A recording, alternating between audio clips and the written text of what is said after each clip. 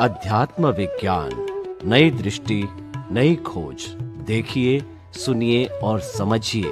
अध्यात्म विज्ञानी पूज्य स्वामी श्री कमलेशानंद जी के निर्देशन में सनातन सत्य का अनुसंधान कर जीवन को प्रकाशित करें। मैं आपसे एक और प्रश्न करना चाहता हूं जो कि इन सब ज्ञान से जुड़ा हुआ है। मैं दादा भगवान की फिलॉसफी से जुड़ा हुआ हूं और उनकी भक्ति से बहुत ओतप्रोत हूं। मैंने ज्ञान भी लिया है उनके सिस्टम्स के आधार पे। उसमें यह बताया गया है कि 5 आज्ञाई भगवान है, 5 आज्ञाई ईश्वर है, 5 आज्ञाई मोक्ष है, 5 आज्ञाई राम है, 5 आज्ञाई कृष्ण है, 5 आज्ञाई 24 तीर्थंकर है, 5 आज्ञाई सब कुछ है। बड़े संक्षेप रूप में उस फिलॉसफी में, उस ज्ञान में हमको बताया गया है कि आप 5 आज्ञा का जीवन भर बहुत सही तरीके से पालन करते रहो तो कुछ भवों में आप मुक्ति को प्राप्त कर रहे हो। बड़े सीधे सीधे तरीके से बताया गया है। तो क्या आप उन 5 आज्ञाओं से आपका आध्यात्म विज्ञान सहमत है, उनको मानता है? तो मानता है तो किस रूप में मानता है, हम अपने श्रोतागण को ये बात बताना चाहते हैं। सर धन्यवाद, प्रश्न के लिए धन्यवाद। सबसे पहली बात यह है कि जो 5 आज्ञा जो ज्ञानी पुरुष दादा भगवान के मुख से जिज्ञासु, मुमुक्षु और महात्माओं के पुरुषार्थ के लिए बताई गई है, ये 5 आज्ञा क्या है? जहाँ तक विज्ञान का अनुभव नहीं होता है तो 5 आज्ञा हमको विज्ञान समझने में और संभाव्य निकाल करने में सहायक होती है। तो ये जो 5 आज्ञा है वो विज्ञान का सेमी भाग है, क्योंकि आम जनता स्पिरिचुअल साइंस को इतना जल्दी डाइजेस्ट नहीं कर पाता है। और 5 आज्ञा कौन सी है, मैं सिंपल भाषा में एक्सप्लेन करता हूँ। मैं आत्मा हूँ तो पहले रियली व्यू पॉइंट में शुद्ध आत्मा हूँ। रिलेटिवली मैं शरीर हूँ तो पहली आज्ञा है मैं रिलेटिव व्यू पॉइंट से मैं शरीर हूँ, रियल व्यू पॉइंट से मैं शुद्ध आत्मा हूँ। तीसरी आज्ञा है व्यवस्थित शक्ति, यानी पूरी दुनिया को कौन चलाती है? व्यवस्थित शक्ति, जिसको हम कहते हैं कुदरती कानून या कुदरती रचना। चौथा आज्ञा है संभाव्य निकाल करना। और पांचवी आज्ञा है शुद्धात्मा के वही खाते में रकम जमा करना, क्रेडिट। तो ये 5 आज्ञा बताइए।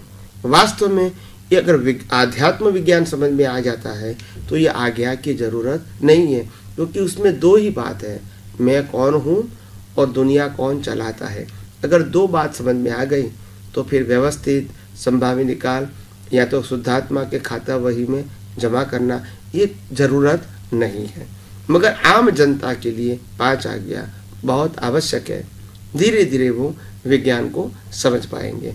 तो विज्ञान समझने से पहले ये आज्ञा समझना जरूर है। एक बार धीरे धीरे कैसे भी करके आपको विज्ञान समझ में आ गया तो फिर आज्ञा की जरूरत नहीं है, मगर प्राइमरी वो इम्पोर्टेंट है। और 2 बात ही समझना है विज्ञान में, मैं कौन हूँ तो मैं मन वचन काया से मुक्त ऐसा शुद्धात्मा हूँ, मैं चेतन हूँ, मैं अविनाशी हूँ और तमाम प्रकार की अनंत शक्तियों वाला हूँ। और मेरे अलावा जो कुछ भी है मन वचन काया सहित और उनकी अवस्था सहित वो पूरी कुदरती रचना है, यही समझना है।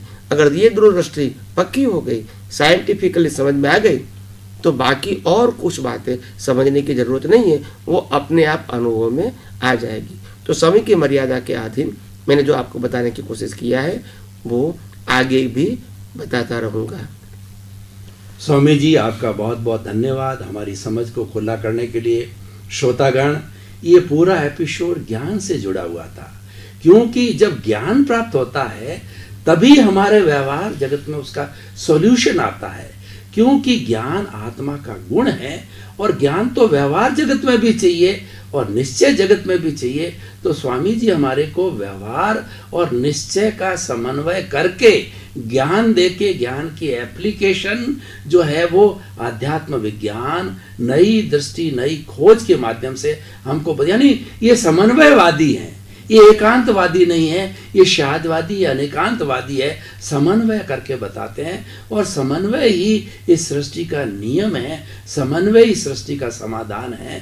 तो भाई और बहनों श्रोतागण, आप हमारे साथ जुड़े रहिए। आपकी जो भी जिज्ञासा है, हमारे पीछे जो भी आपको कॉन्टैक्ट नंबर दिए हुए हैं, ईमेल दिया हुआ है, उसके माध्यम से आप अपनी समस्या को रख सकते हैं। हर समस्या का समाधान स्वामी जी के मुखारविंद से आपको मिलेगा। आपको बहुत बहुत धन्यवाद स्वामी जी, आपके प्रति बहुत कृतज्ञता। श्रोतागण आपसे बहुत संतुष्ट है और आपको कृतज्ञता ज्ञापित करना चाहते हैं कि हमारा वो भाग्य है कि ऐसे आत्मविज्ञानी ऐसी बातों को, छोटी छोटी बड़ी बड़ी बातों को बहुत ही अध्यात्म विज्ञान के माध्यम से खुला कर, मैं कौन हूं और इस सृष्टि का संचालक कौन है, ये दो बातों में सारा समाहित कर रहे हैं। स्वामी जी आपका बहुत बहुत धन्यवाद, आपके प्रति कृतज्ञता।